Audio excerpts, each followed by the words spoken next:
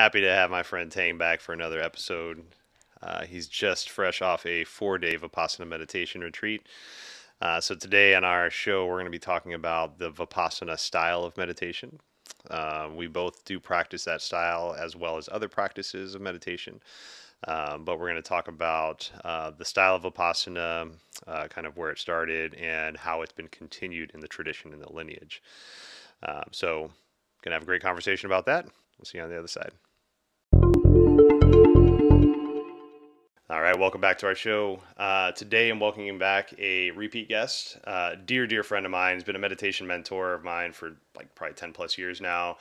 One of the very first yoga teachers I've ever had, and has just become from, like, I think we've grown from you being a mentor to me, whether you admit it or not, to being just friends now. Oh yeah, absolutely. And I love the journey that we're on. I love understanding that I can just call you with a question. I don't even need to call you. I can just think about a question I would ask you, and I could feel the answer you would give me. And that's very comforting to me to know that. So Tang, welcome back, brother. Yeah, thank you. Yeah. Thank you for inviting me for this talk. Hell yeah, man. It's just down my alley. It Yeah. is, man. It is. I love talking metaphysics with you, and meditation is one of my favorite conversations to have with you. And you just got back from a 10-day Vipassana? Or was it? No, it's a 4-day. 4-day, okay. It's a Zen meditation retreat. Beautiful. But that doesn't really mean anything. Right. It's just like just different setting, different organization. That's all. But the meditation is the same. I still employ the Vipassana practice within the Zen practice itself. So Okay. yeah. And we'll dive a little bit deeper into the differences between the different meditation styles and things like that. But today's talk, we want to really talk about Vipassana. Vipassana is something that actually you introduced me to a number of years ago, just by proxy, just from talking to you, and you talked to me about Vipassana meditation and body awareness and the body scan, and it was something that really just kind of stuck with me. And then once I was ready to venture into that realm myself, did my first 10-day. And that was probably 5 years ago. It was when Monica and I first started dating. And Right. And I'd been meditating for probably a few years before then, about 3 or 4 years leading up to it, just trying to find my breath, find my posture.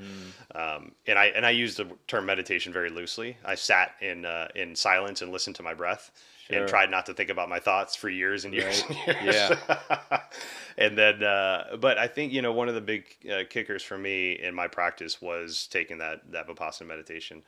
And they call it a retreat, right? And I think that's just how they kind of lure you in a little bit, because Yeah. it's to me, it was the hardest work I'd ever done. Like, it was not a retreat. If anything, I wanted to retreat Right. from where I was. Yeah. I mean, yeah. If you think about if you think about the retreat in terms of what we normally think in a lay term, where I'm going to go Hawaii and retreat in a nice paradise, right? Yep. And I'm just going to lay back and just Yep. enjoy the sky, By the the sand. pool, 5 stars. Yeah, no. When we talk about meditation or the practice of the mind, and we talk about retreat, what we're really saying in terms of the word retreat itself is we're retreating into ourselves. We're going to disengage from the outside world and look back into ourselves, retreat into our own consciousness in our mind, right? That's retreating from the world to ourselves, right? That makes more sense. Because most of the time we live, getting caught up in the outside world, Right. Yeah. and We live, sometimes enslaved by it, Yeah. right? Yeah. yeah, living very unconsciously. And losing ourselves in a sense, right? Yeah, it's like, I equate that idea to, those times where you're driving home from work, let's say. Long day at work, you're driving home, you're on the freeway, say it's a half an hour drive home, and it seems like 2 minutes, and all of a sudden you're pulling into your driveway. And you're like, where in the hell did all of that time go? Right. Was I just unconsciously driving that entire time? Yeah, you're on autopilot. You were checked out. You were not you're not conscious of this planet. You were just in your own zone doing your task. And I think a lot of us, we just find ourselves in that mentality on a regular basis in life, where we're not consciously aware of what we're doing, why we're doing it, how we're doing it. Hell, who's even driving the bus? You know, a lot of us, I can speak for myself right now. Like I'm working on my shadow work, you know, which is another definition for childhood trauma, childhood work. And, you know, so a lot of times when our emotions kick in, that's when that child steps up, because the child is the one that learned how to manage those emotions back when they were a child. And so unless we've done some kind of work, when we get upset or we get triggered, that child pops up, that unconscious child that pops up and stomps his feet and shakes his fists in the air Right. and makes this scene out of something that you don't want to be, right? Because we're living in an unconscious way. Right. Right. So practices like Vipassana, meditation, yoga, whatever your modality, you know, we're going to talk about Vipassana today, but those types of practices bring us back into this human body and bring us back to like understanding what we're doing, why we're doing it, and how we're doing it. Yeah. Yeah. And so, you know, let's talk about the word Vipassana for those that never heard of it. You Please. know, what is it? You know, Vipassana in the Pali language, it means to see clearly. To see things as they are, not how we interpret them or associate with them. You know, how we often, you know, most of us, when we're not mindful, we react to our experiences. Right. Right. Yeah, and our reaction may be based on past experiences or whatnot, you know, or, you know, in the spiritual world, in the Eastern philosophy, you know, it could be from our karma, right? Quote unquote karma, right? That impacts our reaction to the experience that we have. So we don't necessarily see things clearly. It could be, you know, and it could be filtered through our biases or how we grew up, what we're taught, right? And so we don't see things clearly. So we don't necessarily act in a clear way. Right. We often react. So Vipassana is a practice of learning to see things as they are without any interpretation, commentaries about it, right? You know, so instead just falling into the concepts that we get ourselves into, each experience is unique in itself. Oftentimes, that's not how we act or react to the world. It's usually, you know, followed by some biases or, you know, like I said, you know, from past experiences, right? We just kind of go automatic, you know, the automatic mode, you know. So, you know, Vipassana is just learning how to see things clearly, you know, by slowing down a little bit and take inventory, really. So that's what Vipassana is. Now, you know, in terms of the meditation practice of Vipassana, there's many different techniques that you can employ to see clearly as things appear, as they are. Right. Yeah, and you know that I think that's a really interesting point to make, is that, you know, that seeing things clearly. You know, I was listening to a gentleman talk not too long ago. He was a rabbi, and he's also a psychologist, and he was talking about how you know, we could have the clearest senses, the 20/20 vision, perfect hearing, taste is good, touch is good, smell is great. And we have all those senses that bring in the world around us. Our nervous system allows this stuff to come in, but as it's coming in, it's processed through our consciousness. And if our consciousness is in a state of toxicness or is in a state of unconsciousness, then it doesn't matter how clear your senses are, it's going to be muddled by that input sensory as it comes in. And then that input sensory is then pushed out through the body. And if your consciousness isn't in a good place, then your body could sense the most calm thing around you as the most intense fight or flight sensation that you have to put your body into. Right. And so with practices like Vipassana, with meditation, we're helping to cleanse and purify that consciousness, so then we can really see with clarity and feel and touch and smell with clarity the world around us. Right. And with the you know, with that sensory, you know, there's so many opportunities for that to get muddled. And with Vipassana, for me, when I first stepped into it, I felt exhausted. And I didn't realize it until I was reading more about like cognitive response and how our brain works. But when we take ourselves out of that pattern making machine that our subconscious wants to be in, it does that to preserve energy, right? So our brain doesn't have to recreate everything, all the images, all the Right. experiences. It Right. can just draw on past stuff, and so it saves energy. So when we live in a conscious way, that initial period of time could be different for everybody, is very exhausting because we're taking us out of that pattern making machine Right. and we're living very consciously. Yeah. And that is very exhausting. Yeah, and one reason another way of looking at it, why is it exhausting? Well, because it requires concentration. So concentration requires effort, right? Being focused, drawing the energy to maintain your focus, concentration, right?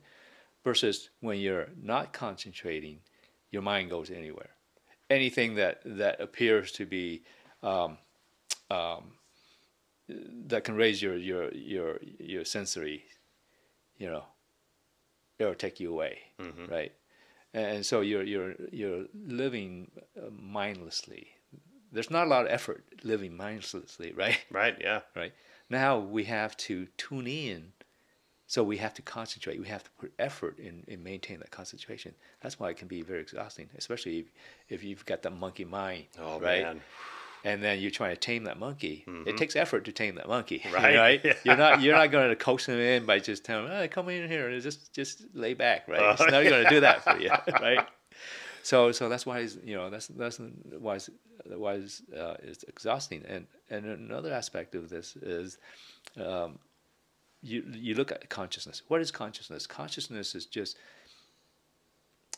knowing through your sensories, right? Your sixth sense, right? There's a sense object, and there's a sensory that perceive or perceive that sense object. Let's say you're seeing, you're a sensory of seeing, right? You see an object, the object's there. That's the object of seeing, and the consciousness of the eye seeing that object. But that's all. The consciousness only sees that, the bare acknowledgement of that object, right? Okay. What we get caught up in is the perception of that. That's the second part of the mind, right? Consciousness knows, acknowledge things that are around, but the experience is not there, not at conscious level, right? The experience is the perception. Okay, that's where all the monkey mind starts to play. Yeah. Right. It's our perception, and that, like I said earlier, the perception is filtered through our experience in the past, biases and things like that, right? And we get caught up into the perception, because that perception creates a concept of what's happening. So not necessarily when we continue to get caught up in that perception, that concept of what's happening, we're sort of reliving our experience in the past. That's very similar to the existing moment, right, of what's happening. Yeah. Right. So the Vipassana allow us to recognize the concept, recognize perception, and see it as they are what they are, and kind of tune in more to the bare knowledge, going back to just consciousness, and so we're not reacting to those concepts or perceptions. Right. Just like non-emotional facts right in front of you. Right. One of my favorite quotes I've heard recently. It's a play on a traditional quote. It's the quote I love is, "Perception is 9/10 of the flaw." And man, I love that one a lot, because it really does. It's how you perceive life, how you perceive what's going on around you. You could see everything as a threat. You could live in a state of fear, in a state of grief, or you could live in a state of joy and see things as opportunities. It's never. Probably the joy and opportunities is probably kind of a hard one to live in for a lot of people, because we have we have our biases that have led us to the mindset that we're in, and sometimes it's hard to get out of that mindset, especially when you have the confirmation biases, where we look for the information and all we see is the information that's coming back to us saying, "Nope, you're right. Thumbs up, Adam. Right. Everybody around you is after you." Right. Yeah. It takes some time to pry that idea away, and so it's beautiful for me to know there are modalities out there to help with that. But it is work, and I think that's what a lot of people don't really understand. We've had a lot of meditation talks over our years together, the mindfulness movement that happened in the early 2000s that got popular and popularized in corporate offices and started getting pushed out there with the best of intentions. But a lot of these practices are meant to be seen through, not just dip the toe in and then step away. Right? This is a practice for you to continue that work. Nobody's going to do the work except for you. It's hard, dirty ass work. Yeah. Like, we got ourselves into some sticky ass situations, whether growing up or currently, and the only ones that can get them out of us are us, because they're deep seated inside of us. Yeah. Do that damn work. Yeah. It's your own mind. Who's going to work on your mind for you, right? Exactly. Yeah. Even if a neuroscience scientist can probe your mind, you still can't do anything for you, right? Mm-hmm. It's, so you got to do the work. Got to, man. You want to find peace and happiness. It's there. It's there. It's a tool. The meditation practice or Vipassana or whatever type of other meditation practice you may be using is a tool, right? Yeah. It's a tool to investigate. And not just a tool, but it's also an exercise. How we do yoga or lift weights, we're exercising our physical body, the mindfulness, the meditation. That's work. That's physical. That's mental exercise for our mind. Yeah. Right? And some of that, I can honestly say that the mental exercises that I've done have been considerably more difficult to both do on a regular basis and to really find a solid practice than the physical practices have been for me. The mental ones have been so hard because, we're for me, I can speak from personal experience. Like, I'm born and raised in the Western culture and have become, until recently, very accustomed to instant gratification. And when I lift a weight, I feel a muscle. And when I do a crunch, I feel an engagement, right? But when I sit and meditate, especially in the beginning, I didn't feel anything except frustration and doubt and self-conscious. Yeah. And it really was like, okay, no, keep doing it. I know it's going to be good. I know it's going to be good. It's like telling myself I love myself and knowing that I don't believe it, but one day I know I will. And it's really having that dedication to your practice. Yeah, just like yoga. Your first class in yoga, you can't touch your toes, right? Couldn't even see my toes the first day. Maybe you can touch your knee, right? Right. Yeah. Your knees and then, but you kept at it, and eventually one of these days, hey, how come I can touch my toes? Is that type of work? Exactly. It's slow, but it's worthwhile, right? Yeah. It really is. So with Vipassana, is an ancient form of meditation. It's been around for 2,500 plus years, somewhere in there. Right. And it was. I love how when I read about it, there's actually the Dharma.org website for Vipassana is a really good website. Yeah. Good information about what Vipassana is, the Vipassana centers around the world, which there are very, very many.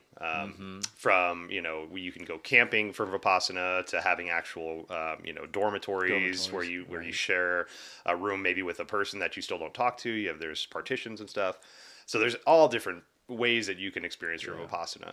But I love when I read about Vipassana on their website how they say that Buddha rediscovered Vipassana.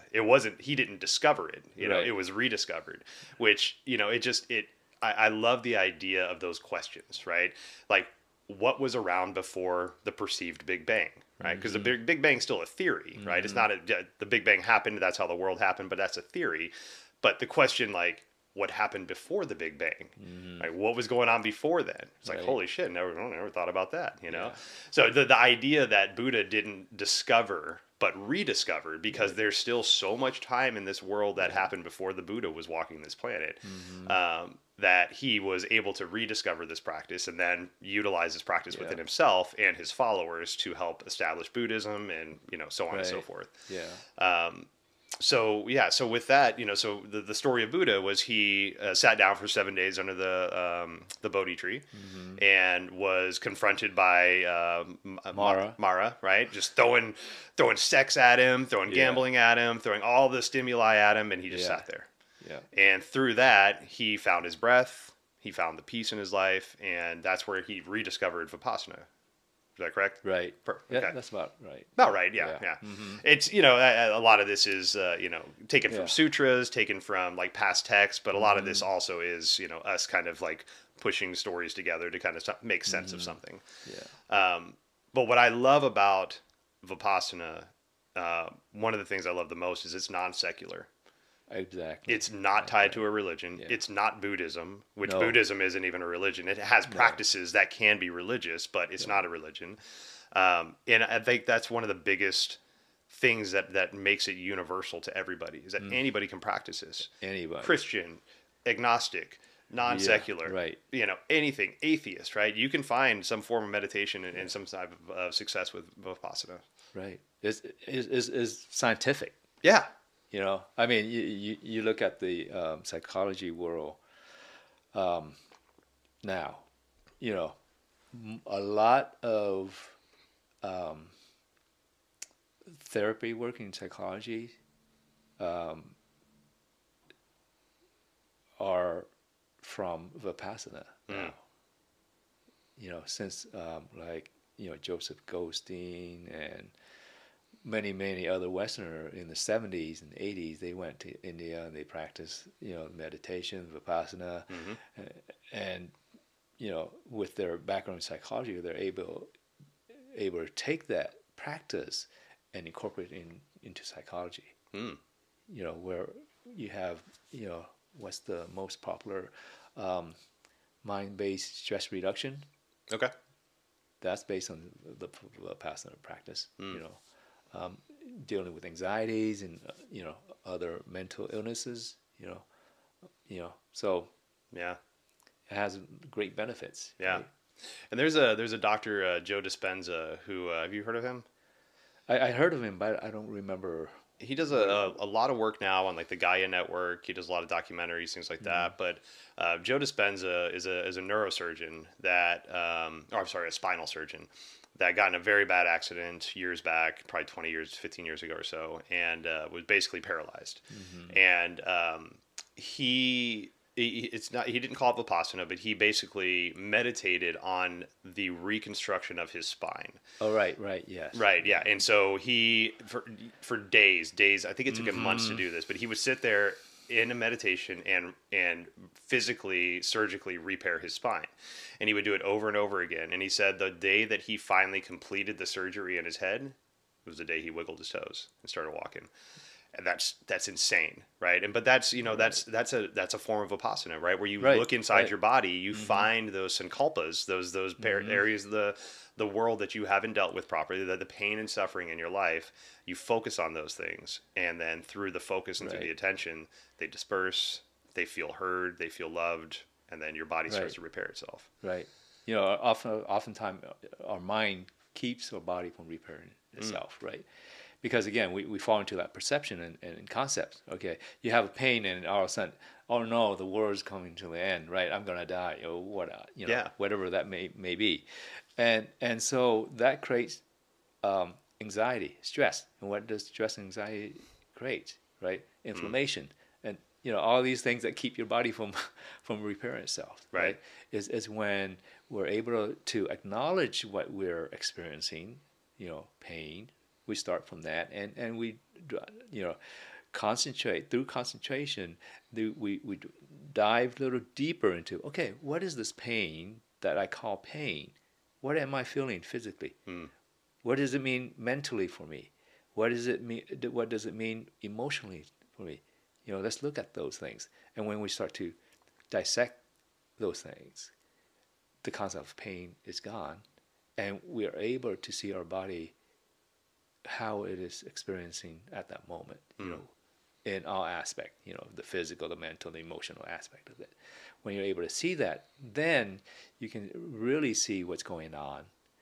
You stop that monkey mind running, that's always in resisting the moment. We're always in resistance. We're always resisting what's going on. And then we're not focusing and concentrating on our energy of solving the problem, right? Yes. Yeah, because we're stuck in that mentality that we've created. Yeah, that fight or flight mentality, right? So you're not dealing with a problem, right? Yeah, exactly. And one of my favorite lines in the Tao is deal with the difficult while it's still easy. You know, as soon as that thing that happens that you don't like, the sooner you deal with it and the sooner you resolve it, the easier it's going to be. But if you wait like 2 weeks, that thing that sucks just got worse, and now it's tied into you. It's emotionally tied. It's physically tied. Right. You know, so the sooner we can start dealing with this stuff, the better off we're going to be. Yeah. For myself, until I practiced meditation and Vipassana, you know, I was the same way, right? Whenever I get hurt or, physically illness, things like that, I start to resist. Okay. Like, why does it have to happen to me? Why now? Right. Why can't it go away? Now I look at things differently, right? My body, when it's is not comfortable, is when it's in, discomfort, then I look at, okay, here's an opportunity for me to look into this, to learn about myself, learn about my body right now, what's going on with my body, right? And so it's exploratory, so when you look at that way, there's less stress, there's less suffering. That's the unnecessary suffering. It's gone. Yeah. So you're just, working with the body. Right. You become your own doctor in a way. Not necessarily that, all of a sudden you know how to cure yourself, right? But at least you know what's going on. Right. You take that information, you go see a doctor and say, okay, this is what I feel, this is where, and they have the knowledge of curing you, and the more information they have, the better, the easier for them to help you, right? Right. Yeah. And I can't tell you how many times I've heard stories of, let's say, somebody has cancer, right? They go to the doctor, they've got cancer. Doctor says, okay, sorry, but you got 6 months to live. And within a few weeks, that person passes. Autopsy's done, no cancer at all. Not a single drop of cancer in them. Not a cell has it, nothing. But because the person believed it, they accepted that diagnosis. And so what I appreciate about what you're saying is, no, we're not all doctors. I don't recommend going out and just WebMDing everything. If you WebMD pain in your thumb, it's probably going to tell you got cancer in your thumb, right? Yeah. And that's not probably true, right? So don't just rely on that self-diagnosis, but have the knowledge of self. Have the knowledge of self to where if you get some kind of, let's use that diagnosis again, right? You got 6 months to live. Okay, cool. Thanks. I'm going to go home and meditate on this. And I'm going to look at my body from an internal aspect and see if I feel what you're saying to me is true. And if you don't, you have the right to stand up and be like, no, I want more tests done. I don't think this is right. You don't have to accept that diagnosis. And so many times we just blindly do. And without knowing what our bodies are, we just accept this thing. And then all of a sudden we have that placebo effect in the negative way where we become the illness that we don't actually have, or we succumb to an illness that we can actually overcome. But because we just are not aware of our bodies, not inside of ourselves, or conscious of what the power that we actually have, we just blindly accept things. Right. For an example of my recent trip, 2 weeks ago, went on a road trip for 2 weeks, living in my car for 2 weeks, right? Yeah. So I built this platform bed for my car, and I've got when I lay on it, I have probably like 16, 18-inch headroom, right? Okay. So the roof is right on my face there. Don't sit up too fast. Yeah. And then, when I was younger, I always had nightmare of being buried alive. So I'm kind of claustrophobic. I don't like tight spaces and things like that. Throughout the years, through meditation, I've, kind of dealt with it, So, first night, after 13-hour driving, I pull over to a rest stop. I cover all my windows so you can't see in or out, right? So it becomes a box. Yeah. I crawl in there, and all of a sudden, this emotion came up, this, really anxiousness, anxiety, this fear came up, and my breath started shortening like I was being buried alive. Wow. And I can feel my heart rate going up, increasing, and so I'm in this mummy. What do you call it? Sleep bag. Yeah, it's sleep bag. So it makes it so I'm all I'm in this mummy tight little thing, right? So I'm like, okay. So these things run in my mind. Okay, burying alive. That be burying alive. That was my first thought, right? And then so, right when I recognized all these things happening, I used the Vipassana practice, right? Seeing things as they are. So I start to focus on the most relevant at that moment. It was my thought. So I looked at my thought. Okay, burying alive, but that's a concept. I'm not burying alive. And I looked at, my bodily sensation. I looked at my breath. I looked at, start to look at all those things. And then all of a sudden, the fear gone away. Because now I'm dealing with exactly, even though the discomfort, physical or mental or emotional discomfort is there, that's what I'm dealing with. I'm not dealing with this concept of being buried alive. So the fear goes away. And I'm just dealing with, okay, the physical discomfort. Where is it? Okay, it feels like, it feels this way, tightness, my breath shortening. Okay, can I take a longer breath? When I take that longer breath, it takes away the energy of the short breath, right? And so it dispel the short breath. So I'm breathing normally. When my breath is long and normal, my body relaxes. The muscle automatically relaxes. And then also I come to this, warm and fuzzy feeling.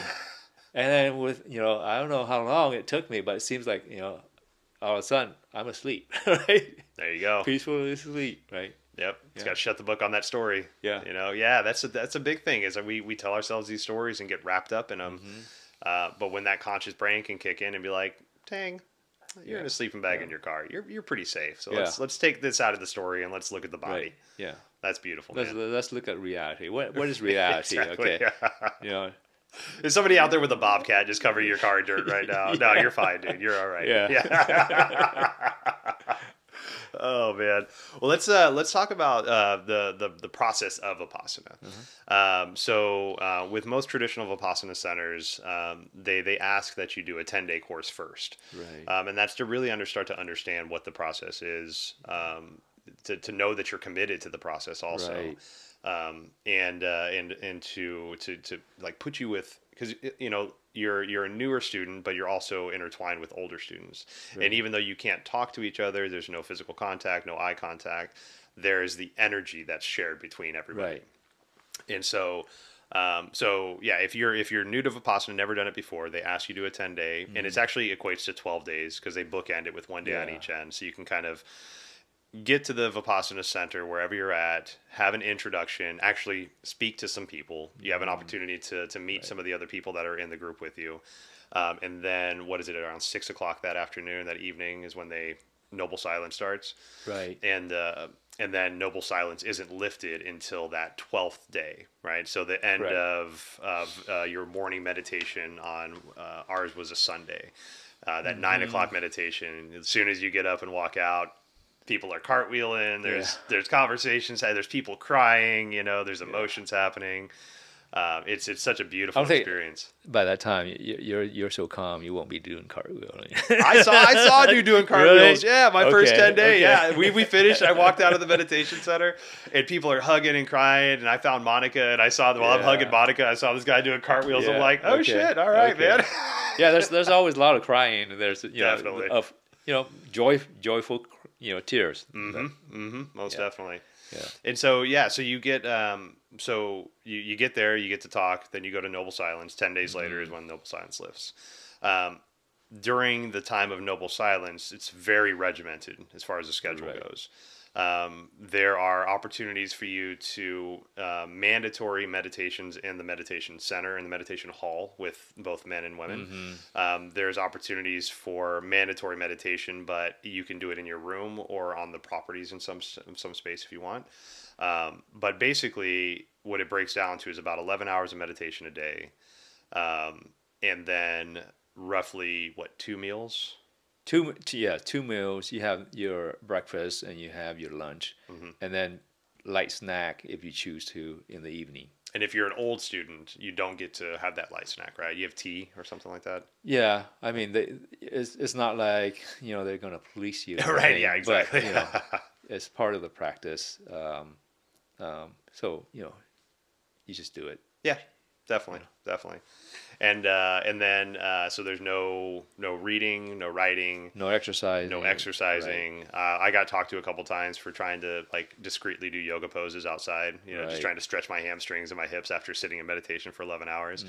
And was asked not to do that. I'm like, okay, I get it. Yeah. But it's very strict, you know, and Right. and I appreciate that. There's no.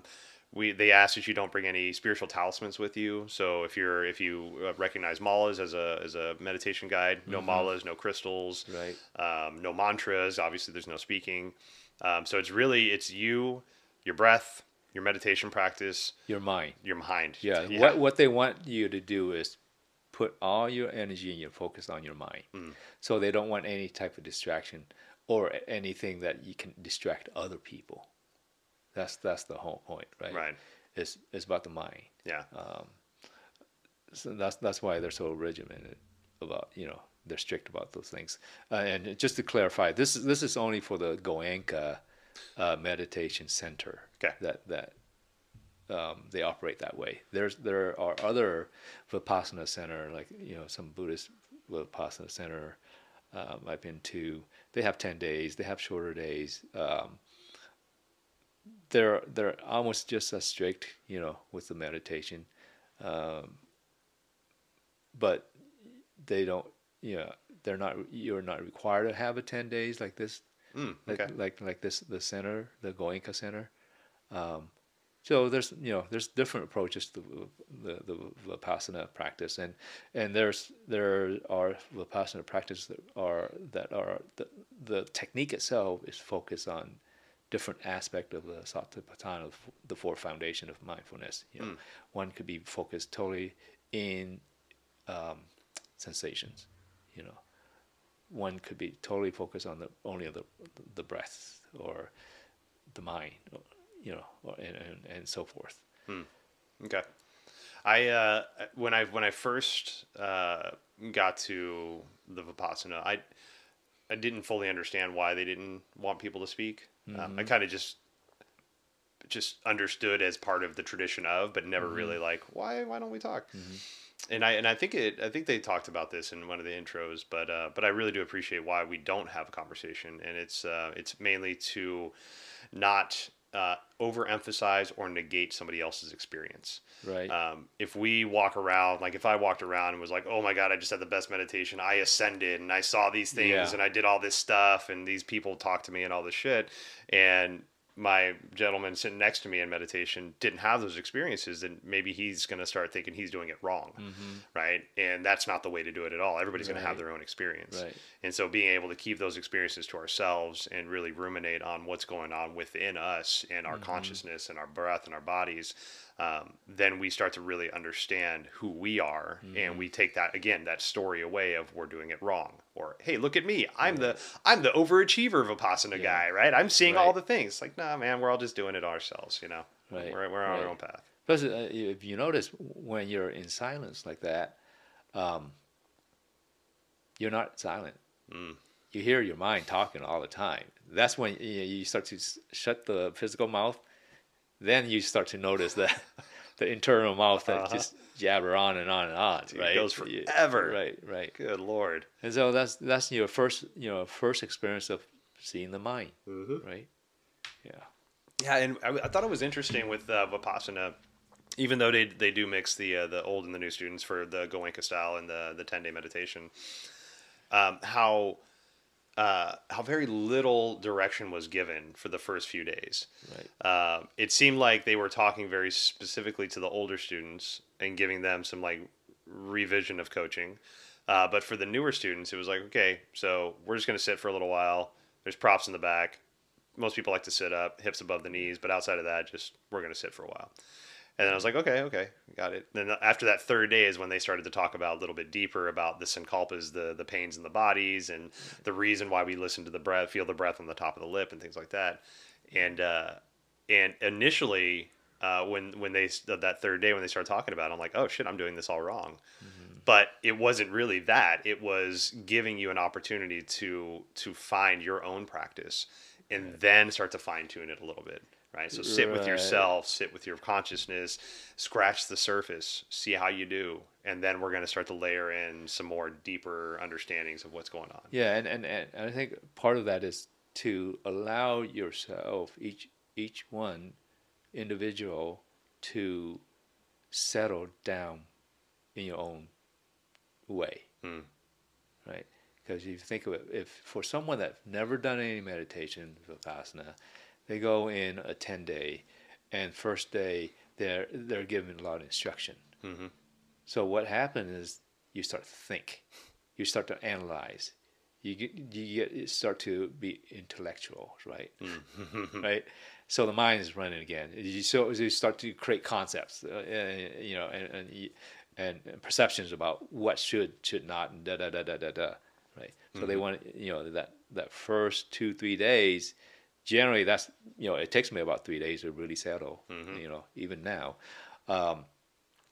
So for you to just come to your own mind, to your own body, and settle. They give you some instruction, not too much. Right. Yeah. Yeah, just enough to get you. For you to, okay, you got to sit tight. You got to sit comfortably. Try not to move. Don't walk in and out. Things like that. Just basic stuff. Yeah, Definitely. to work on. Yeah. Well, they have so they list 3 basic steps in the Vipassana journey. The first step is talks about the 5 precepts of Vipassana, which are, and you'll find these a lot of different concepts, religious concepts, ideological concepts. I mean, they're pretty universal, but it's no killing, no stealing, abstain from sexual activity, no speaking falsely, and no intoxicants. Right, those are basically the 5 basic number 1 rules of Vipassana. Right. And the last one on that, the no intoxicants, I think is, and we talked about this a little bit beforehand, one of the most important ones for this, and not the fact of not having intoxicants there. That seems obvious to me. You're in a place where you're expanding your consciousness, you're getting into yourself. We obviously don't want any outside stimuli. We want to work with the God-given thing that we have.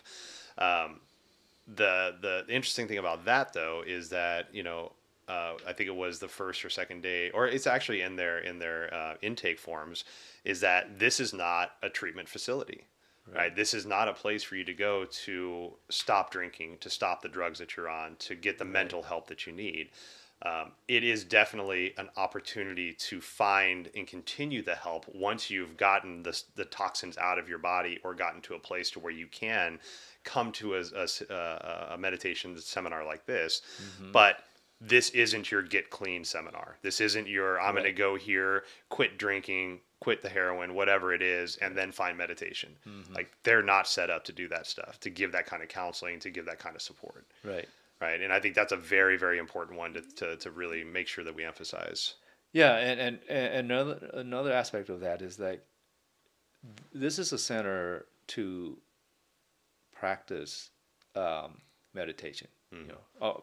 Loosely, quote unquote, meditation. Right, seeing things clearly. Right, so if you're intoxicated, you're killing brain cells. Right, you're not seeing things clearly. Right. You're impacted by the intoxicant. Right. Another thing is for the reason they don't want people to use this as a therapy session. If they're still addicted to certain things, intoxicants, is that it's hard work and you can disturb others. Right. If you don't have control of yourself and you go into the center and you start to act out, or it becomes too challenging, right? You can't control yourself, right? You're really impacting the other. They want to create a safe space for everyone, equal space. Right? Definitely. That's why you have those 5 precepts, and those 5 precepts are, for Buddhists as well. Just to create a safe space for everyone. Right. That's all it is. And the easiest part of those 5 precepts is that men and women are separated, so that's not so you don't have to do much there. Yeah. They feed you, you don't do anything, and vegetarian, so you're not going to be going out killing chickens or anything like that. So not to worry about those 5 precepts. They just want you to keep in mind what the meaning of that the intent of that. But the center is set up so that there's no way that you can, unless you really make an effort. You gotta have to try. Yeah, definitely. Yeah, Even in not follow those precepts. Right. I even in the meditation center, in the main hall, in the gathering spaces, and even in the individual rooms, at least at the one in on Alaska, south of Olympia that we've gone to before. They even go as far as putting safe bug removal devices in the room, so you don't have to see a spider kill a spider. It's like, hey, there's this like plexiglass thing that you shut, and then you put a little bottom on, take it outside, and let it back out. Yeah. Right. So they give you all the tools you can need to not kill things. Right. To live within these 5 precepts. It isn't just like, hey, don't kill anything, and then go sit in this mosquito infested swamp for the next 10 days. Right. Like that's going to be really tough. Yeah. But they really set you up for that stuff. I do have to say, one time that it was the first 10 day I did, and I'm laying there in my bed. It's like day 7. I'm still going through it. Like day 8 is finally when I saw a little bit of light. But those first 7 days, like I was just in some shit. And I'm laying there in my bunk. It's probably close to 11 o'clock at night, and I should be sleeping because I got to get up at 4 and meditate. And I just couldn't sleep. And I heard the most wild nature sound I've ever heard in my life, and it seemed like it was right outside my front door, and it was something was getting attacked, something was dying, and something was eating that other thing. So we have these precepts of no killing, but this is nature, this is Mother Nature, right? That's how they live, right? And so I'm laying in the bed, and I'm like I said, I'm in my shit, and like I'm already not in a good mental place because I've been dealing with some stuff, and then that thing happens, and all I wanted to do was go over to my neighbor, my bunkmate, and be like, dude, I don't know what to do. Just give me a hug or something, And I was just terrified, I hear this like ravaging that's going on outside. It was crazy, man. But just sat there with my brain and sat there with my consciousness and breathed. And next thing I know, I was waking up at 4 a.m. to that gong, Yeah. It's like, but damn, man. Yeah. Whew. That would send me through one, man. Okay, so the other 2 precepts that they have, or I'm sorry, the other 2 steps that they kind of work through are... we work through Vipassana to develop mastery over the mind by learning to fix one's attention on the natural reality over changing flow of obstacles that enter and leave, or through the breath that enters and leaves our nostrils. Right. And so that's where, in the first couple of days of Vipassana, we talk about just feeling the sensation of breath on the top of your lip. Right. We're not really trying to take deep breaths. We're not trying to take forceful breaths. We just want to feel that gentle pressure of the breath just like caressing over the top of your lip. Yeah. Right. Yeah. Right. So that's breath meditation. That's what part of the breath meditation. Now, the reason for that is we're training to be concentrated, right? To be able to concentrate and not get distracted by anything else through our other senses, our 6 senses. So you in this technique right here, you're looking at the breath between the upper lip and the nostril. By having a refined focus point that you can always come back to, that's how you train your concentration. So, when you place your focus, your awareness in that small area, you may or may not feel the breath. It all depends on individual person, how sensitive they are or how mindful they are, right? Or how soft or hard the breath is, right?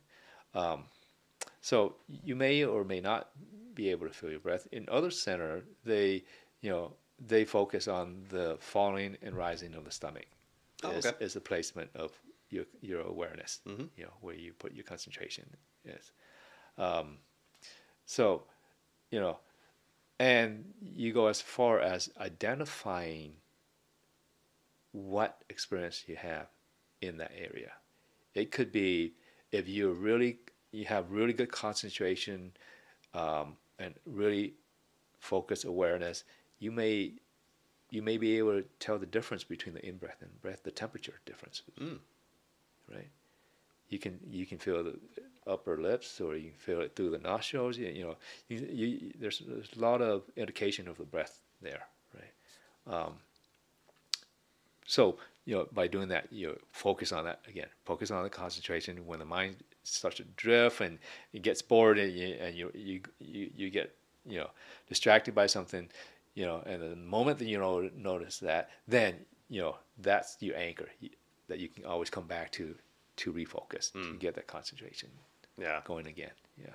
And I think you were the one, the person that introduced that concept to me before I started Vipassana, was that pointed focus for meditation. And I was actually able to give a young lady advice the other day that you had given me years and years ago. And it was, I came to you because I was frustrated. I'd been meditating for a couple of years at that point, and actually started to feel like I was finding a meditation, not just sitting with my breath. And I went to you, and we were talking after yoga one day, and I was lamenting the frustration that I have about how, like, my mind wanders so much now, all the time. Like, I thought like it would hone itself now, but I find myself constantly out of my consciousness, and I'm bringing myself back, and I find it, and I bring myself back. And you said, well, that's great. That means it's working. Your brain's trained to think. It's trained to have thoughts, right? It's going to wander. It's the controlled mind that constantly brings it back, right? It's that conscious mind that constantly brings it back. So the more you bring it back, the better you're actually doing. Right. Whereas I thought, shit, my mind's just wandering all the time now. I'm bringing it back all the time. And it's because it's programmed to wander. So I was actually able to give that advice to a young woman after a sound bath the other day. She came and we were chatting afterwards, and she was talking about how, it's like, I just can't meditate. I've been doing it for years, and all my mind does is wander, and I keep bringing it back. And I dropped a little bit of Thang advice on her, and she's like, oh my God, I never thought about it like that. Yeah, based on my experience of teaching some of the meditation class and workshop, is that what makes it difficult for beginners is there's a misconception about the mind, of needing to empty the mind, right? Like, you hear it a lot, especially in Zen meditation, empty the mind, the empty mind, right? And the first thought is, oh, I have to make my mind completely empty, zero, this void, right? And they're stuck on that. And when they sit down, they think, right? And they see their mind think, and they see their mind being distracted, and they say, I will never be able to empty my mind. There's just too much. So that's the misconception. That's what makes it difficult for a lot of beginners. Right. Is that, no, you don't empty the mind. The mind thinks itself, but the consciousness that's always there, that you can tap into, right? Doesn't have to be connected with that thinking mind, right?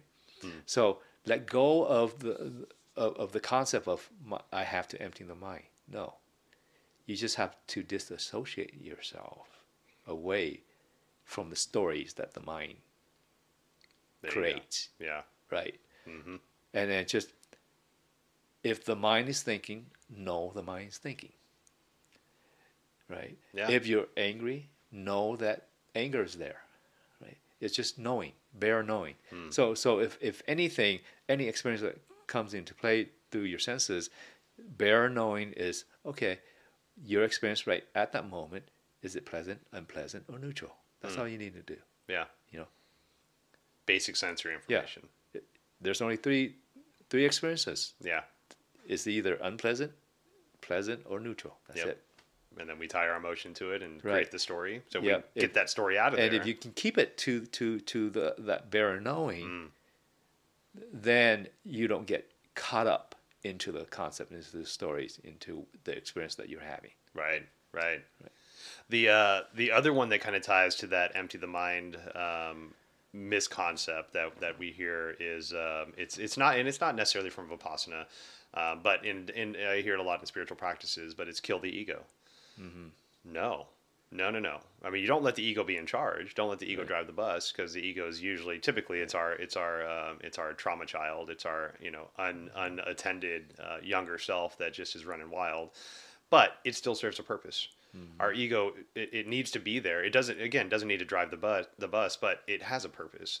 And so the more we try to just disassociate with the ego and kick it away and unlove it and make it go, the stronger it digs in, because it's like, nah, man, I'm part of this body too. Right. I got to be part of this, right? So it's finding the balance between your higher self, that extreme consciousness that you have, and that ego that has kept us safe for however many years until we realized that was just an ego, right? So it needs to be a part of us. It just doesn't need to be the main part of us. Right. Everything has a balance. I would, even simplify that is that, okay, when the ego is at play, know the ego is at play. So if you think about it, if you see your ego, who is seeing? What is seeing the ego? Right? Yeah. The undisturbed mind. The mind that is in equilibrium. Right? Interesting. The mind that doesn't suffer. Yeah. Is identifying the ego. The ego itself cannot identify itself. But if you're sitting there or walking or whatever, and you're able to identify the ego, then what is that? That's identifying the ego. Yeah. See, it's like what happened before the Big Bang. Thank you. That's a great question. Right. So the ego is you don't want to live in the egocentric mind, right? It's always going to be there. Right. It's a dualism in our world, in our existence, right? But it has its purpose, right? Don't kill the ego, because the ego is going to tell you a lot about your blind spots, right? Because it resides in the ego. All those blind spots, all those mistakes, all those things that create suffering for yourself is the ego suffers. Right. Right. The true consciousness, the true self doesn't suffer. Right. So if you're able to identify the ego, then you're at the right space. You're at the right state. Right. That's great. I've never thought about it like that. Because I do view my ego quite a bit, but I never thought about who was viewing my ego. Yeah. I've been doing in my own personal meditation work. Been doing a lot of work to connect with my higher self, and just to really listen to that voice a little bit stronger. And I mean, what you just said makes a lot of sense, because I witness that higher self's voice, who witnesses that voice. Right. There's still there's a witnesser to a witnessee. Right. And so. It's just thank you. That's going to give me some stuff to think about. Yeah, and I want to come back to the empty mind again. As a beginner, at first when you're meditating, you don't empty the mind. You will hear jabbering. Okay, the more you hear it, that means the more consciousness you have, right? Or else you're blabbering along, right? Yeah. Is when you recognize that moment you recognize that you're blabbering in your mind. That's when you're fully conscious. You're seeing that. So the more that you see that, is this continuous blabbering, right? And then you see it here, and then the next moment you don't see it, and then next moment you see it, right? The more you see it, that means the more conscious moment you have, right? Now, eventually, when you go deeper and deeper into the practice, there is emptiness, but that's different. That's a different. That's a different journey. That's a different. State. Yeah, I've just started to get to the points of non-thought.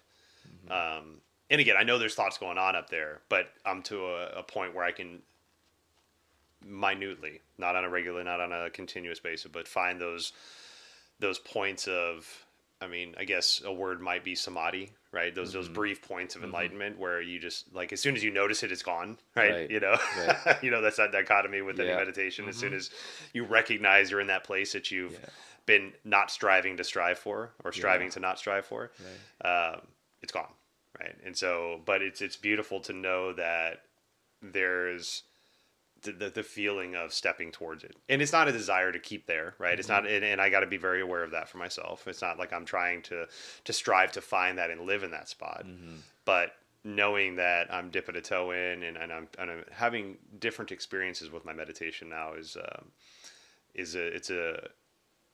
expectation that I didn't have, and I think that's what's really surprising to me about it, is like meditation is just, it's a beautiful thing for me. It's one of the things that I found. One of the first things I found in my life to bring me peace, actual peace. and that's all I want. And that's not even a want. That's just the outcome of the sitting that's given to me. So anything that presents itself outside of that initial piece, just take it in stride. Mm-hmm. It's not something I'm looking for, but if it happens, cool. Yeah. I mean, it's our nature to be in that peaceful state. Yeah. Like, now I often remind meditators, when they sit, and then this is a teaching from one of my teacher, is that when you sit, okay? Start with just when you sit. Don't sit to say, I'm going to meditate, because when you say that in your mind, there's a concept that you may be creating of, okay, I'm a meditator, I'm going to sit and meditate, therefore it needs to be this. And when it doesn't come true, then you struggle with it, right? Mm-hmm. So you're already there.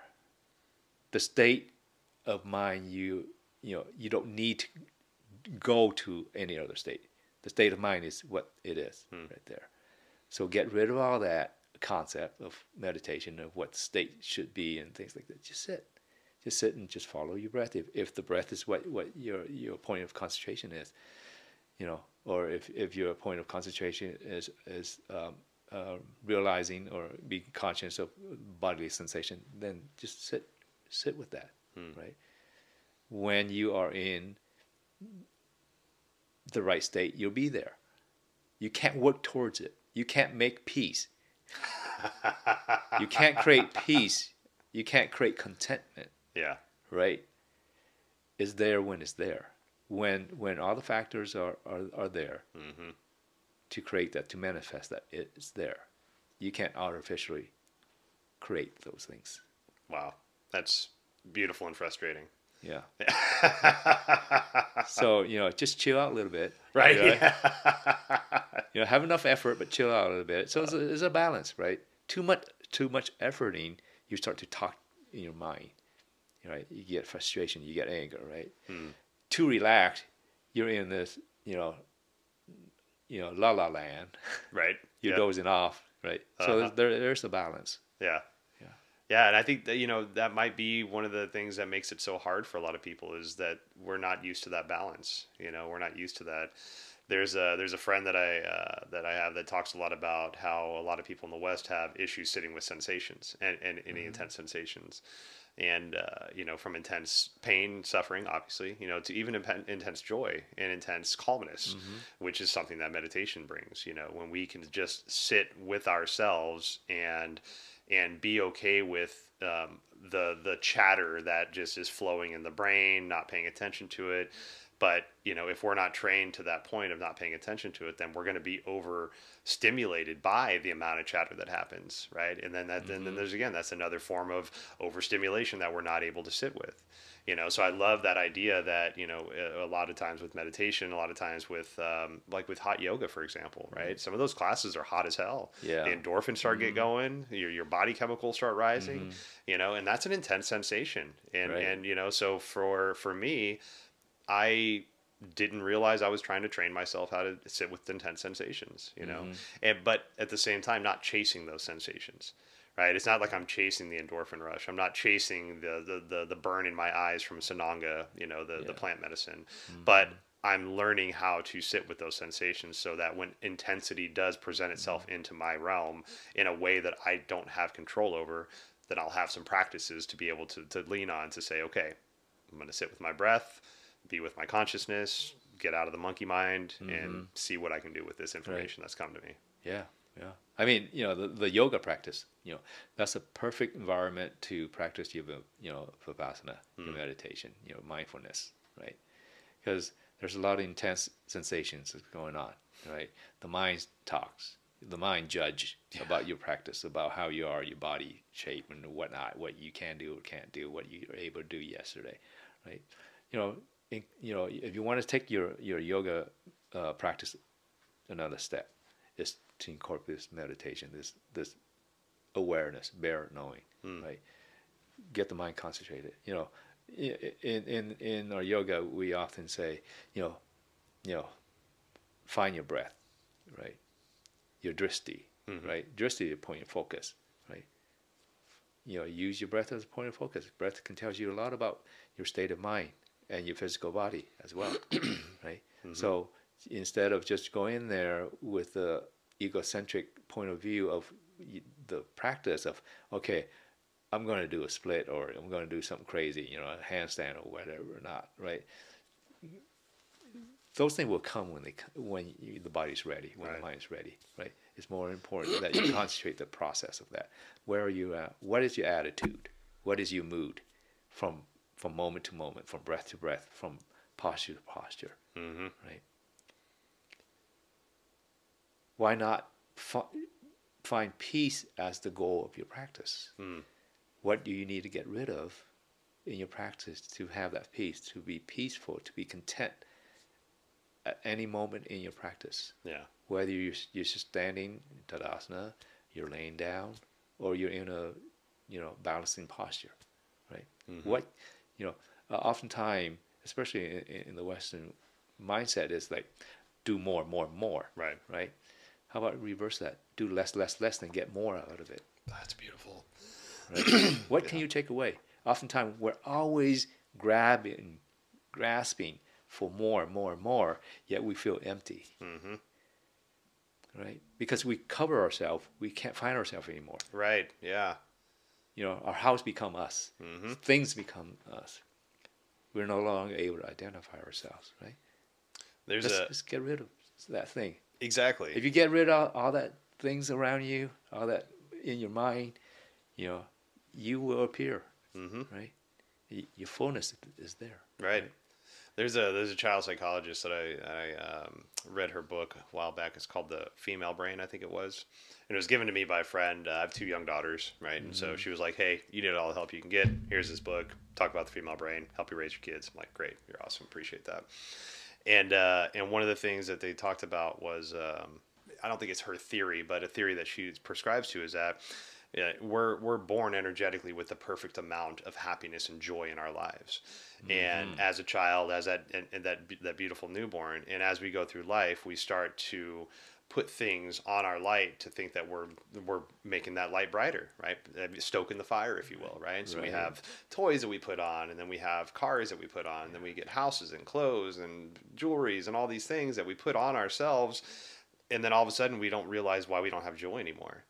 And it's once we start peeling that stuff away, we can see our true light, the purest light that we were born perfectly with, that we don't need to stoke the fire of that light. It's beautiful the way it is. And so to take away all those things that we think are important and just to feel that light get brighter and brighter and brighter, and just to live within that, knowing that you're just exactly the way you are. And that's all we need, just you the way that you are. Right. Yeah. It's a beautiful concept, man. Yeah. And it's not even a concept. It's so simple, but it it's is so difficult, right? Yeah. And we're always, and it's so tough. We're so ingrained in this chasing of the next thing, and this checking boxes to be a part of society. Like corporate job, benefits, a spouse of some sort, children if you want children. That we have all these boxes that we check, and if we don't check those boxes, then we don't feel like we're enough. Right. But create your own list. Right. You're your own person that's going to check those boxes. Yeah. What are the boxes you want to check? Yeah. Unfortunately, that's in this society we're trained to be that way, right? Most definitely. Yeah. And we end up living for something else, for somebody else, for society. Yeah. What we think society expects of us. Yeah. Rather than living for ourselves, right? Yep. And I can again speak from personal experience, but I've recently started to step away from that traditional societal norms and traditional jobs and things like that, and it's difficult. It really makes it hard. But like we were talking earlier, that difficultness can be a thing that we just add to those things in our life, those things that beat us down, like, oh, now I can't even live the life I want to live, and blah blah blah. But it can also be the catalyst to make you really try to make the thing work that you're trying to make work. Try to make the non-traditional way of living work the way that you want it to work, and not just fall into some social norm or some cookie cutter thing that you don't deep down agree with. it's going to be hard, but it's going to be worth it because you're going to live a life that makes more sense to you than it makes to your neighbor. Right. There's Right. nothing wrong with that. It takes a lot of work. You know, you have to admit it takes a lot of work. Mm-hmm. It's just necessary, Yeah. but you know, you've got to do it for your own sake. Damn straight, man. You So know, like we said earlier, nobody's going to do right. that work but you. Or else, you know, your last breath, you're gonna be in a state of regrets, right? Mm-hmm. Oh, yeah. If you can take that last breath and be really happy with that last breath, man, that's the ultimate right there. Damn straight. Yeah. So what other styles of meditation or kind of healing work do you practice right now that you would, kind of recommend to anybody, or just, as a jumping off point for somebody? Well, you know, like I said, you know, Vipassana is one meditation practice I do. Also involved in the Zen meditation practice. Um, on the outside, it seems like two different practices Mm-hmm. approach. They are different in an approach in a way, but in the Zen tradition, the Vipassana is in there as well. Okay. It's just philosophically, the approach is a little bit different. That's it. Um, there's more emphasis on emptiness, and so do less. Okay. So the Vipassana is step by step, right? The foundation of mindfulness. You know, you contemplate on the breath, contemplate on the body, emotion. You know, the mind and Dharma. You know, you go through those steps. It's very tangible because you can, you have your body, you have your breath. And in the Zen tradition, it depends to which school of practice, but they all are based on emptiness, right? Everything's empty, so you don't take that step of going through the foundation of mindfulness. Really, it's incorporated there. As long as you keep your senses open, Mm-hmm. right, and just bare knowing. The commonality is bare knowing, right? So you experience things as they are. Anything else that, particularly anything that comes up in the mind, they're not real. So ignore them and just acknowledge it, what's going on. So you start from that. Everything is empty in itself. Mm-hmm. I mean, you call that a rose, but is it a rose? Okay. Right. That's your concept of what that is. Right. It isn't a rose. Right. Right. And then if you get into the scientific things aspect of it, you look at it in the rose. Most of that is empty space. Mm-hmm. Not a lot of materials there. Right. Yeah. Right. So so basically you're training your mind not to fall into the concept. And really look at things as they are, so that you're not reacting to it. So I'm not sure if that's the most eloquent way of trying to explain that. most likely, most masters out there are probably going to disagree, man, and hit me in the head and say, "What the hell are you talking about?" You get that bamboo cane on your back. That's just where I'm at. There you go. That's all I can do. Hey, and it's that's what it Yeah. means to you, Yeah. and I think that's when we can self-define, certain things like that, like what meditation means to us, what Zen Buddhism, whatever those practices are, that's what it means to you. Nobody can take that away from you, Yeah. Yeah. So I think between the yoga practice and the meditation, to me, they're all the same thing. They're one thing, yes, and that's just part of my life. Is that I'm like I say, I'm to the point where if you take that away from me, how do you take that away from me? Yeah. It's like breathing. Uh-huh. Yeah. Yeah, I that's a great point. Like I think I'm at a point in my practice now where I can practice anywhere. Like I don't need I don't need my cushion. I don't need a quiet space. I don't need all the things that would I would want now or would need back then to set up my practice. It's just with me now. Yeah. Just like yoga. Like I don't need to be in a hot room to do a yoga practice. Like I don't need to have space to do a yoga practice. I can do a yoga practice in my head. you know, and feel the peace that comes from it. Maybe not feel the physical practice, but I can still feel the mental peace that comes from that, you know. And once we get to that point, you know, nobody can take that stuff away from us. Yeah, yeah. It's like, you know, it's like I said, it's like breathing, right? I mean, mindfulness. I'm always practicing that, whether, you know, I'm 100%, you know, mindful or not. That's a totally different question, right? Yeah. It all depends. You know, do I get upset? Yeah. When I lose, you know, I don't have any mindfulness, I get upset and I get angry, and this is like anybody else.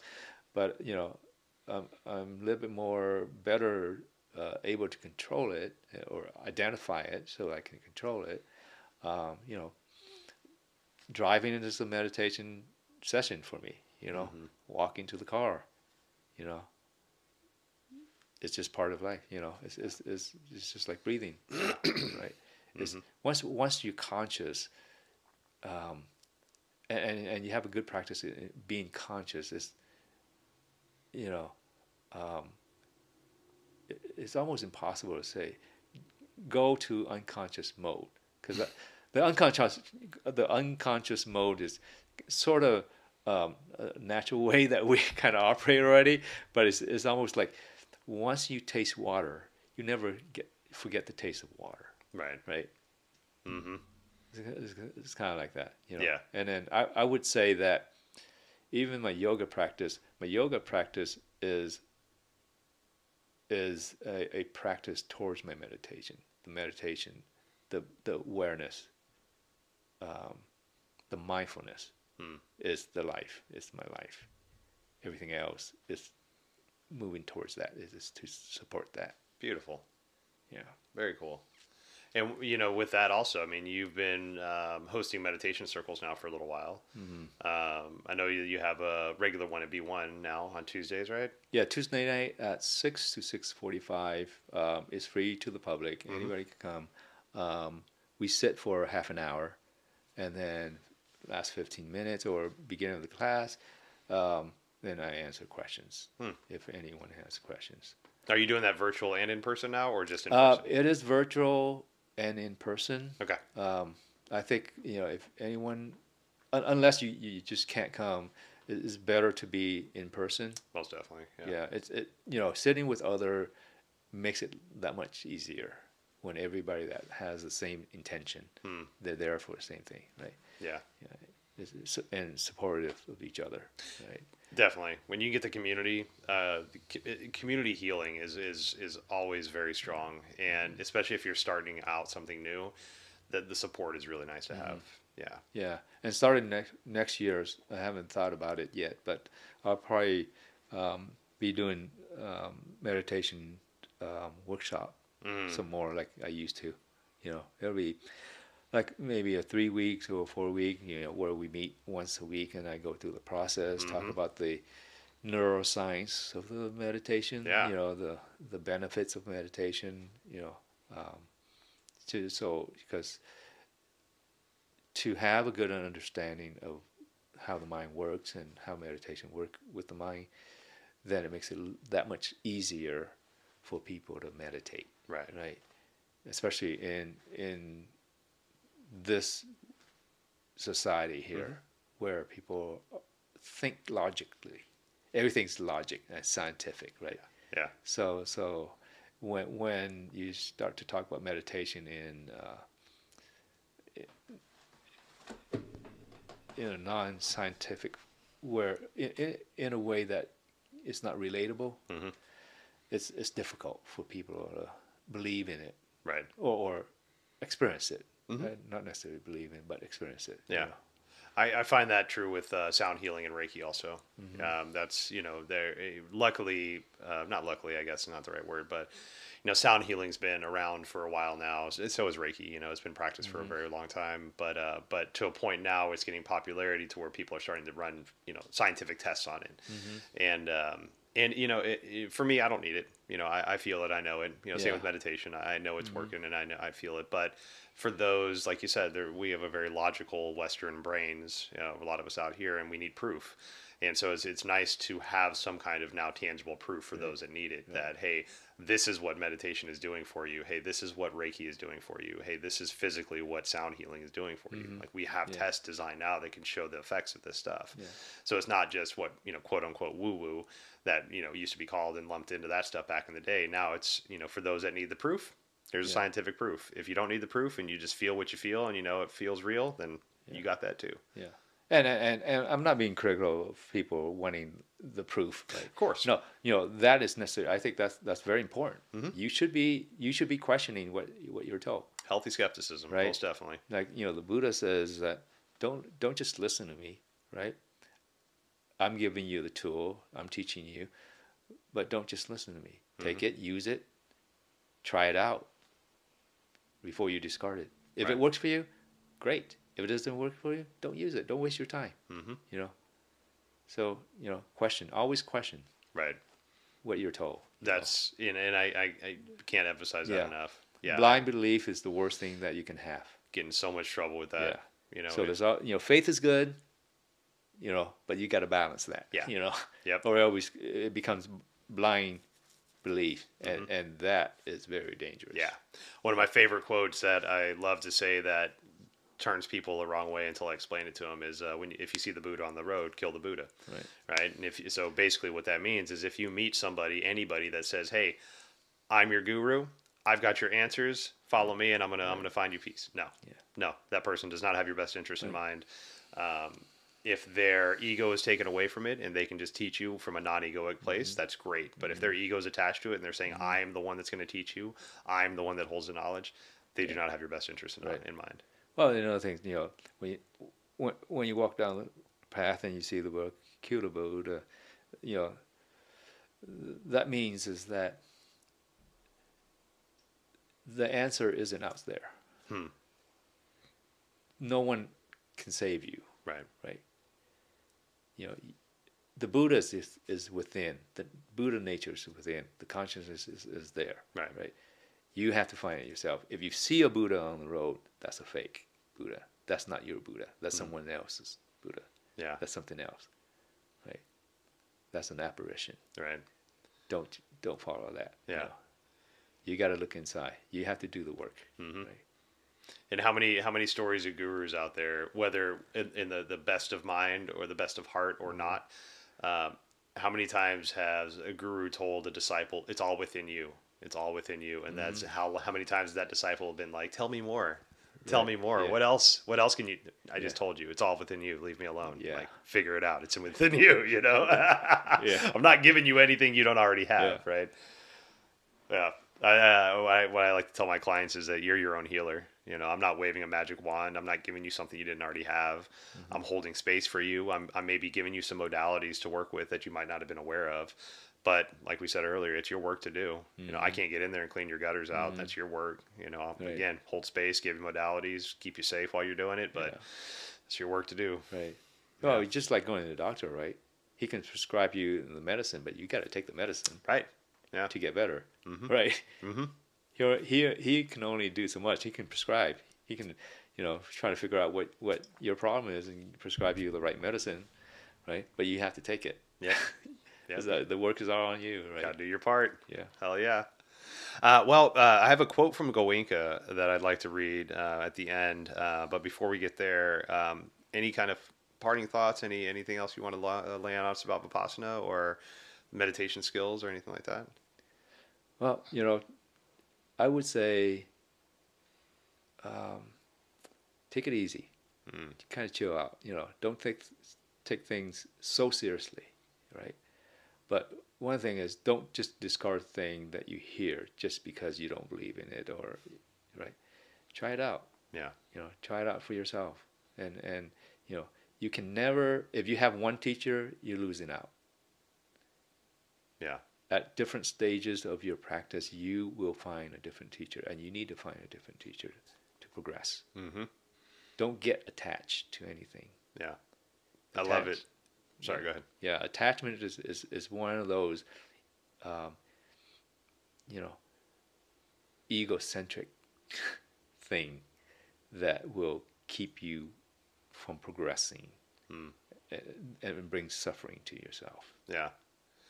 One of my favorite quotes from in regards to that is when the teachers are ready, when the student is ready, the teacher appears, and that is rang true from every stage of my life. You know, from I can think about from being an actual student, physical student as a young child to meeting somebody like yourself, right? And then just these people throughout your life that if you look back and you can see the teachers that have presented themselves when you were ready for the knowledge to be learned. And when I was ready for meditation, here you are. You popped right in, right? When I was ready to find a deeper spiritual practice, here comes all these other people in my way, right? Or in my corner to help me out. And when we're ready for that information, those teachers are going to come around to present themselves and be like, hey man, got some stuff for you. Yeah. You ready to learn? If not, cool, no worries. But if you are, it's gonna be a fun journey. Yeah. It's gonna be hard, but we'll figure it out. And sometimes you'll be surprised who your teacher is. It could be a very simple person. My children. Not a guru somewhere. Not a a guru on tour or something. Yep. Sometimes those aren't the best teacher. Right. They may be a good person to look towards, look up to, but your best teacher may be right next to you. You don't know it. Right. Yeah. Oddly enough, my best teacher right now is the hotel staff of Garza Blanca down in Mexico. We've had some issues when we stayed there a couple of weeks ago, and some things got stolen from our room. Some overcharges happened and stuff, and it is a very frustrating process. But again, like you were saying, teachers in the weirdest ways present themselves. In a way, Garza Blanca is becoming the teacher that I needed, because now I'm able to practice the piece that I need to hold this conversation to get the end result that I'm looking for, and not just revert back to 6-year-old Adam and scream and throw a fit and shake my fists and stomp my feet until I get what I want, which I probably wouldn't anyways. Right. And even if I did, I wouldn't feel good about it, because I just negated all the work that I've been doing to get to that point. Yeah. And, I would say, one thing is like the people that piss you off the most, that bothers you the most, probably your best teacher. Damn straight. Because there's the challenge for you to recognize yourself and try to overcome that. If you can overcome those things, those people, you're on the right path. Right. And if you have kids, your kids are your best damn teacher. They're the most frustrating little beings in your goddamn life. Well, unfortunately, I don't have kids, so I don't have such a great teacher. So I'm going to go a little slow in the rest of you. I'm going to be a slow learner. Oh, man. But you know what? Your slowness at learning has taught me a lot, man. So I deeply appreciate that, brother. So I do have a quote from Goenka. So Goenka passed away in 2013, and he was one of the big proponents of the Vipassana practice being continued on and being brought to the West. Right. And Goenka, like I said, passed away in 2013, but in 2000 he spoke at a peace summit to dignitaries, world leaders, United Nations, things like that. And the quote that I want to read is from his speech. He said, "Rather than converting people from one organized religion to another organized religion, we should try to convert people from misery to happiness, from bondage to liberation, from cruelty to compassion." And I think that is exactly what all these healthy practices that we talk about are instilling within us, is that it's taking us out of this dog eat dog world that we've just accepted that as a blanket statement now, and this taking advantage of other people, this game mentality that if I win, somebody else has to lose, to this, how can we all win? How can we all find the best ways to be a part of this society, be a part of this world? How can we all look within ourselves to better ourselves to the point to where we can better the world? Because it starts with ourselves. You can't make the planet happy want to save the planet, that's great. Okay, so happy planet, break it down. Happy country, okay, so break it down from there. Happy state, happy city, happy community, happy home, happy individual, right? It starts with that individual, and then it sprouts from there. It doesn't go from big to little. It goes from little to big, right. And so it's that finding that peace within you and whatever peaceful practice that you have, and then letting that be the beacon that emanates from your being and shows everybody the way, another opportunity for living. Yeah. And how can you have peace or feel safe if your neighbor is not in a peaceful place or safe, right? So if you want to find peace and safety that's within yourself, within your environment, you have to help others to find that peace and happiness. Yep. And if you look at, from a religious standpoint, like if we stay with the doctrine of religion or let's say spiritual figures, you have somebody like Buddha who found nirvana, could have been there, could have just stayed there and been like, cool, reached it, but said, nah, man, coming back, I got stuff to teach. Right. Christ, right? Christ reascended because he had still more work to do, right? Christ was killed, but he came back, right? Because there's more work to do. And if you look at, that kind of tradition of religious deities and things like that, like there was a coming back and there was a sharing of knowledge. It wasn't just a made it. Yeah. See y'all on the other side, best of luck to you. Right. It's like, no, man, cool. That was a hard journey. Let's try to figure out how to help other people get over to the space too. Yeah. I think we need to, get back to that, focus on helping others and to help ourselves. Right. There's a guy, Simon Sinek, that I love. He's does a lot of like positive talks, management talks, things like that. And one of the things he talks about is how you can go into any bookstore and find self-help sections out the wazoo, self-help books, whole sections, whole fucking bookstores that are dedicated to self-help, but not one group help section. Where's the group help? Where's the actualization moment for the group, not for the self, right? And so, yes, get yourself right, but don't stop there. We get ourselves right so we can help others. Right. And so get yourself to a point to where you feel comfortable, you feel confident that you can step out into the world and help somebody else. Just one person. Train your replacement, for God's sakes. Yeah. Right. I love that concept. Yeah. Get somebody else ready to take your space whenever you leave this world. Right. You think about, what is a party without others, right? Right, yeah. The best party when there's a lot of people enjoying the same thing that you're enjoying, right? Definitely. Right? Definitely. Find your party, man. That's what's up. Well, dude, thank you so much, man. I greatly appreciate you taking time. I know you just got back from your Vipassana and holidays and stuff, but thank you so much, man. I appreciate you sharing your wisdom with us and look forward to having you back again. Hey, absolutely. Appreciate you giving me the opportunity to talk. Always, brother. Love you, man. Talk to you soon. All right. Thank you so much for spending time with Thang and I. We'll leave a lot of information in the show notes, links, all that fun stuff. If you need to reach out to us, you'll know how to do it. If you are liking the podcast, please subscribe to it on your favorite platform and leave comments, like the show, share it if you want. Obeisance and love to you all. We'll see you soon.